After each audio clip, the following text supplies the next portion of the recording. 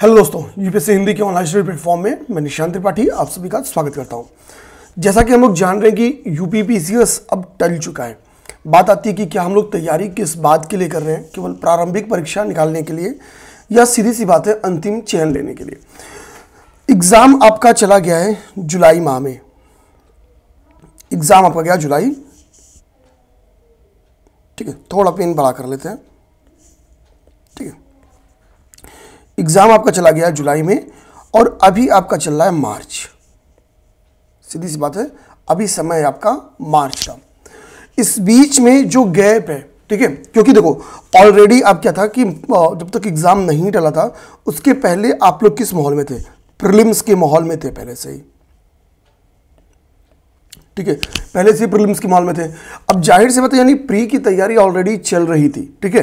तो पहला काम ये करना है कि प्री की तैयारी में ब्रेक नहीं करना है, क्योंकि ब्रेक लगाने से क्या होता है ना, फिर आपको वही तैयारी स्टार्ट करनी पड़ेगी जैसे आपने नवंबर दिसंबर में अपनी तैयारी स्टार्ट की थी, ठीक है, या जनवरी में जब भी स्टार्ट की थी, तो फिर आपको स्टार्ट वहीं से करना पड़ जाएगा, क्योंकि वो एक बार जब गैप होता है ना फिर चीज़ें वही चल जाती पुरानी। तो ब्रेक तो नहीं करना है, पहली काम। दूसरा काम क्या है, इस बीच में जब आप अपनी तैयारी आगे बढ़ाओगे तो आपको कुछ वीकनेस पता चली है। वीकनेस ये पता चली कि भाई कि मैंने क्या नहीं किया। जैसे फॉर एग्जांपल आपको लगा यार कि अभी टेस्ट देने का टाइम नहीं बचा, देर हो गया टेस्ट उठाने में। सेकेंड चीज, आपको लगा यार कि आप कुछ सब्जेक्ट आपको समझ नहीं आएंगे, फॉर एग्जाम्पल साइंस हो गया, हिस्ट्री, कुछ भी आपको लगा यार कि अब किसी का नोट्स या किसी की क्लास पढ़ने का समय नहीं बचा है। अब आपके पास वो टाइम मिल गया है कि आप अपने पर्टिकुलर उस कमजोर सब्जेक्ट को जिसमें आप स्कोर नहीं कर पा रहे थे, ठीक है, जिसमें आप स्कोर नहीं कर पाते थे, आप उसको पढ़ सकते हैं। आप बुक से चाहो बुक से पढ़ सकते हो, किसी भी टीचर की आप क्लास देखना चाह रहे हो, ठीक है, आपको यूट्यूब पे या आपने कोई क्लासेस ज्वाइन की है आप उसको देख सकते हो। अब बात है कि सर ये कैसे पता चलेंगे कि मेरा ये सब्जेक्ट कमजोर है, उस हिसाब से तो मुझे लगता है मेरा सारा कमजोर है। पैमाना क्या होना चाहिए कि मेरा सब्जेक्ट कमजोर है। तो पैमाने की अगर हम लोग बात करें, आप लोग कुछ पार्ट टेस्ट दे लो, कुछ पार्ट टेस्ट। मार्केट में लगभग सारी कोचिंगों के पार्ट टेस्ट मौजूद है, ठीक है। किसी का अगर ज्वाइन किया तो उनका पार्ट टेस्ट दे लो, किसी की फोटो कॉपी मिल जाए तो वो दे लो, ठीक है, इजिली आपको मिल जाएगी। आप क्या करो कि एक पार्ट टेस्ट दो जिससे आपको लगे कि मुझे अपना देखना है कि साइंस मेरी अच्छी है या नहीं, ठीक है, साइंस मेरी अच्छी है या नहीं, इसका एक पार्ट टेस्ट देना है। पार्ट टेस्ट देने के लिए क्या करना है कि इसका पार्ट टेस्ट दोगे, अगर आपको लगे कि यार कि साइंस के 150 क्वेश्चन से जो मेरे नेट क्वेश्चन बने हैं वो 90 प्लस बने हैं, 90 प्लस बने हैं, मीन्स आपकी साइंस तैयार है, साइंस तैयार है, ठीक है, साइंस तैयार है।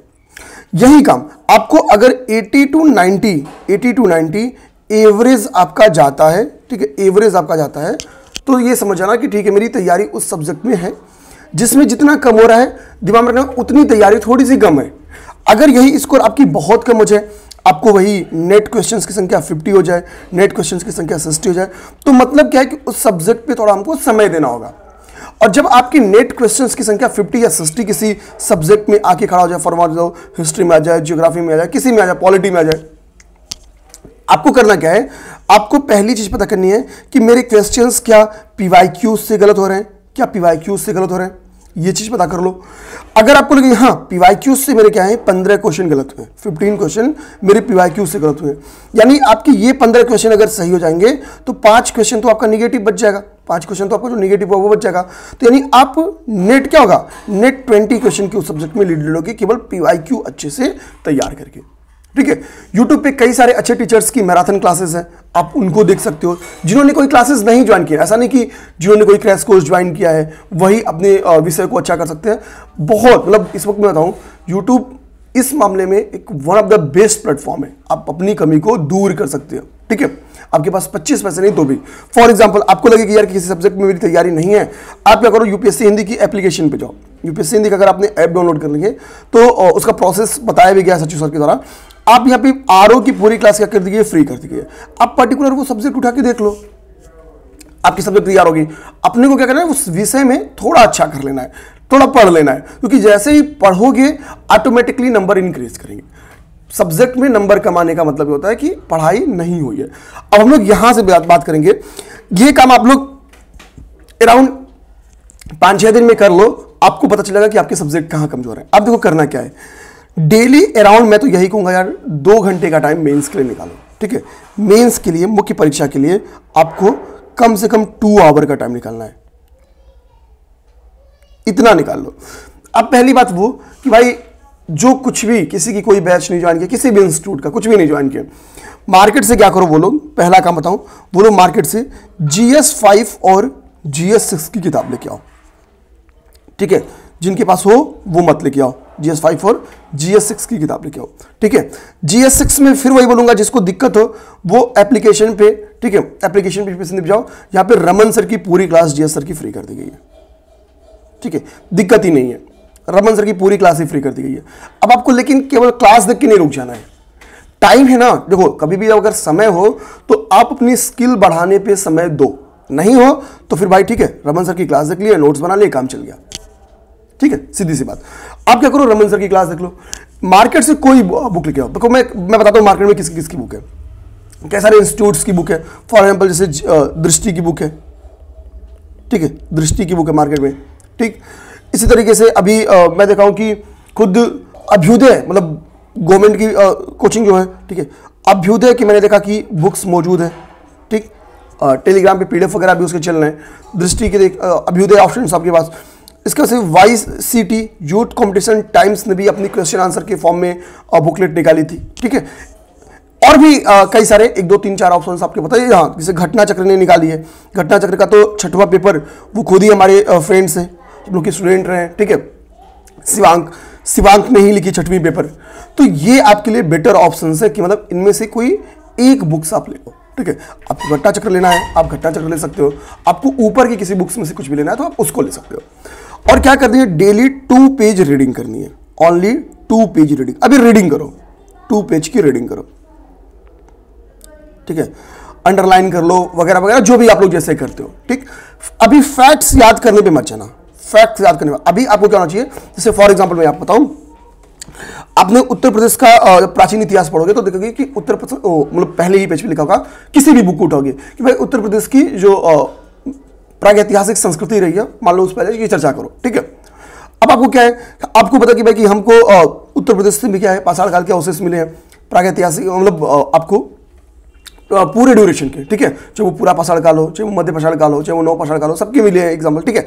आपको एक बेसिक्स दिमाग में रहना कि भाई हमको क्या है, अच्छा ये तो कुछ फैक्ट्स आप प्रिंट से पा जाते हो, ठीक है, कि यार आपको अपने दिमाग में रखना, एक फॉर्मेटिंग बना लो कि भाई आएगा तो हमको क्या करना है कि पूरा पाषाण काल के बारे में, मध्य पाषाण काल के बारे में, ठीक है, नव पाषाण काल के बारे में एग्जैक्ट हमको एक्चुअली कम से कम लोकेशन बताओ, ठीक है। जैसे नहीं भी कुछ पता तो ये तो पता ना कि भाई बेलन घाटी वाला जो एरिया है, ठीक है, बेलन घाटी वाला जो क्षेत्र है उसमें तीनों काल के अवशेष प्राप्त हुए हैं। कुछ ऐसे फैक्ट्स आपके दिमाग में फॉर्मेटिंग रहना चाहिए।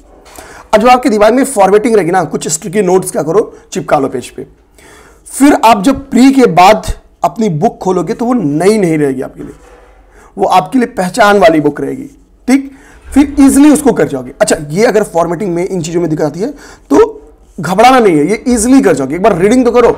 आप लोग मैं बताऊं, जिसने प्रीलिम्स की बेहतर तैयारी की होगी उसको ये दिक्कत नहीं आएगी कि आपको मैं मानता हूं कि 2-4 टॉपिक्स आपको समझने में दिक्कत हो जाएगा, ठीक है, जिसके लिए एक अच्छे कोच की जरूरत पड़े, कुछ भी जरूरत पड़े किसी की, ठीक है, एक अच्छे फ्रेंड्स की जरूरत पड़े जो आपको समझा दे, बट ये समझ जाओगे आप लोग।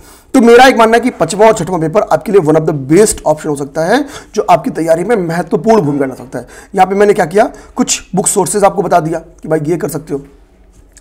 अब जो लोग मान लो कि जो लोग यूपीएससी हिंदी की ध्रुव बैच ज्वाइन किए, ठीक है, जो लोग ध्रुव बैच के स्टूडेंट्स हैं, एक बार मैं उनसे बातचीत कर लेता हूं, ठीक है। अब देखो, आप में से हो सकता है बहुत सारे लोग जो इनके पास ये वीडियो है उन्होंने कभी ध्रुव बैच नहीं ज्वाइन किया हो, ठीक है। ध्रुव बैच के बारे में मैं नॉर्मली आपसे इतना बताऊंगा कि अगर इस बार नाना में हमारे बैच से 500 ऐसे स्टूडेंट्स थे जिन्होंने मेंस लिखा था इस बैच से जुड़े हुए, ठीक है, ये मिनिमम बताया उनकी संख्या, मतलब ऐसा नहीं कि नेट 500 जहां पे रुक गए थे, ठीक। और जो हम लोग के इंटरव्यू वाले बैच में लोग शामिल थे जो ध्रुव बैच से थे, जाहिर उनकी संख्या 90+ थी, ठीक है, 90+ उनकी संख्या थी, ठीक। जाहिर सी बात है कि ठीक है, तो ये चीज समझना है। अब एक चीज समझो, ध्रुव बैच है क्या, हमने क्या किया था, ठीक है, कि जैसे मेंस के जो टॉपिक होते हैं ना, जितने भी टॉपिक्स हैं मेंस के, ठीक, हमारा काम क्या था कि हम मेंस के सभी टॉपिक पे जाके क्या करेंगे ना कि क्वेश्चंस क्रिएट करेंगे और उसके आंसर्स खुद बच्चों से डिस्कस करेंगे, ठीक है। जहां जरूरत पड़ेगी मॉडल आंसर्स दे देंगे, मतलब स्क्रीन पे लिख के, फॉर्मेटिंग सिखा देंगे, वैल्यूडेशन सिखाएंगे, इंट्रो, मेन बॉडी, ठीक है, कंक्लूजन, एक एक चीज पे जाके बृहद डिस्कशन करेंगे। तो आपके पास हर टॉपिक के एक संक्षिप्त नोट्स होते हैं, सभी टॉपिक्स की तैयारी होती है और सबसे बड़े तो क्वेश्चन आंसर की फॉर्म में होती है जो आपको एग्जाम में रिकॉल कराती है, क्योंकि डायरेक्ट क्वेश्चंस की संख्या हम लोग जो कराते हैं उनमें कमी होती है डायरेक्ट क्वेश्चंस की। हम लोग क्या करेंगे, बेसिकली दो टॉपिक्स को जोड़ के, ठीक है, उनको इंटीग्रेट करा के क्वेश्चंस क्रिएट कराते हैं, ताकि आपके पास, ठीक है, ऐसा ना रहे कि सिंपली एक टॉपिक तैयार है, क्वेश्चन जोड़ के आ गया, ठीक है, तो फिर क्या करेंगे, ठीक। जायज बात है, जैसे मान लो कि टूरिज्म, ठीक है, टूरिज्म एक टॉपिक है आपके जीएस, ठीक है, जीएस 5 में भी टूरिज्म है, जीएस 6 में भी टूरिज्म है, ठीक है, और जो सामाजिक विकास है, सोशल डेवलपमेंट है, ठीक है, वो भी आपके जीएस 6 में है, ठीक है, जीएस पेपर 3 में तो है ही है। अब जाहिर बात है ये दोनों एक दूसरे से इंटीग्रेट भी हैं, ये दोनों एक दूसरे से जुड़े भी हैं, तो अगर एक बार आप जोड़ के नहीं पढ़ोगे ना तो दिक्कत आएगी, क्योंकि एग्जाम में क्वेश्चन जोड़ के ही आएगा, ठीक। तो ये बेसिकली एक दिक्कत आ जाती है। हालांकि अगर अभी आपने सेपरेटली भी तैयारी कर ली, आपने, ठीक है, आपने देख लिया कि टूरिज्म के ऊपर कोई रिपोर्ट आई है, तो रिपोर्ट क्या कहती है, ठीक है, एक दो सेगमेंट कुछ अच्छे एग्जांपल्स देख लिया कि भाई गवर्नमेंट के क्या क्या एफर्ट्स है, टूरिज्म में क्या क्या दिक्कतें आ रही हैं, क्या बेसिकली चीजें, ठीक है, तो बाद में प्री निकलने के बाद आप कई सारे टेस्ट देते हो, डेली आंसर्स लिखते हो, फिर ये वाला जो कोई दिक्कत आती है ना, ये दूर हो जाती है, ये दिक्कत आपकी दूर हो जाएगी, ठीक। तो ध्रुव बैच की ये खूबी है, ठीक है। इसमें क्या करो, जीएस 5 और 6 की क्लासेस आप लोग पहले देख लो एटलीस्ट। अच्छा, क्लास देखने का मतलब ये नहीं कि क्लास देख के बैठ गए, आप इसके प्रॉपर एक नोट्स बना लो, भले अभी नोट्स को रिवीजन मत करो, लेकिन नोट्स बना जाओ, क्लास देख के नोट्स बना जाओ, आपकी तैयारी अराउंड 70% यहां पे कंप्लीट हो जाएगी जीएस 5 और 6 की। क्योंकि मैं बताऊं, इस बार मैंने जितने भी स्टूडेंट से बात की है जिनका प्रॉपर एक बेहतरीन रिजल्ट है, जिन्होंने एसडीएम बने हैं, उनका ये था कि सर मैंने अपना जो मैक्स टाइम है वो जीएस 5 और जीएस 6 पे दिया था, ठीक है, यहां उनका मानना था कि बेहतर स्कोर हुआ है और रिजल्ट के कगार पे थे वो। तो जीएस 5 और जीएस 6 आप देख सकते हो। इसके साथ साथ मार्केट से जो भी आपको जनरल हिंदी की अच्छी किताब लगे, ठीक है, बहुत सारी किताबें जनरल हिंदी की, जैसे आदित्य पब्लिकेशन की किताबें और स्टैंडर्ड्स बुक्स भी हैं, ठीक है, कई सारे इंस्टीट्यूट्स अपनी बुक्स निकालती हैं, उठा के देख जाओ। उसमें भी क्या करो कि जैसे मान लो कि जो ग्रामर सेक्शन है, मेंस का जो ग्रामर सेक्शन है, जनरल हिंदी के मेंस का जो ग्रामर सेक्शन है, ठीक है, उसको तैयार कर लो। ग्रामर सेक्शन में क्या करो, आप एटलीस्ट एक पन्ना डेली पढ़ो, ठीक है। जैसे फॉर एग्जांपल अगर आप विलोम शब्द पढ़ते हो, विलोम शब्द हमको पता है कि ग्रामर सेक्शन में मेंस में है, ठीक है, जनरल हिंदी में। आप क्या करोगे ना, जब आप किसी भी बुक्स को उठाओगे, किसी भी सोर्सेज को उठाओगे, तो इसमें एग्जांपल्स मुझे लगता है कि विलोम शब्द के नाना में आपके पास होंगे, तो मतलब 500 एग्जांपल्स, 500 तो होंगे, 400-500 एग्जांपल्स होंगे, 500। बड़ी बात ये नहीं कि आप 500 एग्जांपल्स कैसे तैयार करोगे। मैंने जो महसूस किया कि इस 500 एग्जांपल्स में से ना आप अराउंड 350-360 एग्जांपल्स ऑलरेडी, ठीक है, आपको याद हो गया, मतलब आपको पता है कि यार कि इसका ये हो सकता है, बट बस वही है कि वो रिकॉल नहीं किया कभी, ठीक है। भाई हम लोग भी क्या है कि 10 तक तो वो आता ही था, मतलब 10 तक 12 तक जनरल हिंदी थी, ठीक है, हिंदी तो रहती थी ना बोर्ड में, तो वहां से तो तैयारी हुई है, बस वो क्या ना कि आगे कभी ग्रामर का यूज पढ़ा नहीं, ठीक है, बोलचाल की भाषा में हम लोग उन चीजों का यूज किया नहीं, तो वो चीजें छूट गई अपने से। तो 350-360 तो केवल रिकॉल के दम पे याद हो जाएगा। अब देखोगे, ठीक है, आपके पास एक बार केवल रीडिंग करोगे तैयार हो जाएगा। जो चीजें मान लो कि ऐसे फॉर एग्जांपल ऐसे 10 एक लाइन में 10 ऐसे फॉर एग्जांपल आपके पास ग्रामर सेक्शन में विलोम शब्द लिखे गए, तो मान लो आपको लगता है कि इनमें से ये दो चीजें जो मुझे नहीं आई थी, मतलब जो मैंने नहीं पढ़ी थी, मेरे लिए एकदम न्यू है, मैं कभी सुना ही नहीं इसको, ठीक है, बाकी को ऐसे क्या करो, पेन से टिक मार दो, बाकी को ऐसे पेन से टिक मार दो। जो पेन से टिक मारो, जैसे मैं ये तरीका बता रहा हूँ, आप इससे बेटर तरीके निकाल सकते हो कि ठीक है, ये वाला चीज क्या था, मुझे रिकॉल हो रही थी, मैंने कभी पढ़ी थी, एक दो बार इस पर रीडिंग करेंगे तो मेरा काम हो जाएगा। ये वाले आपके तैयार हो जाएंगे जो गुड टिक मारे हो। आपके पास जो बचे हो उनको दिमाग में रखना कि इस पे हमको क्या करना है, रिवीजन करना है, इस पे अपने को काम करना है। तो इसका फायदा क्या मिलेगा मेरे दोस्त, मेरे भाई, अगर डेली आप ज्यादा नहीं 1 घंटे टाइम या 1 घंटे का 30 मिनट टाइम दे दो, 30 मिनट डेली, कितना समय तक, अगले 2 मंथ तक, अगले 2 महीना केवल इसके वास्ते प्री पे भरना है, तो सीधी सी बात क्या आती है, यानी आपने 30 आवर का टाइम ग्रामर सेक्शन पे दे दिया, 30 घंटे ग्रामर सेक्शन पे दे दोगे, ग्रामर आपकी तैयार हो जाएगी।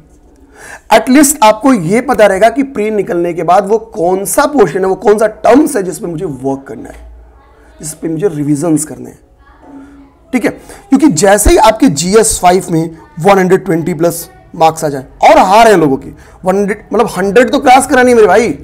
वन में बताऊं मैं, मतलब अब खैर अभी मार्कशीट तो आने दो, 110 की तो मिनिमम टारगेट रखो, कितना क्रॉस करोगे।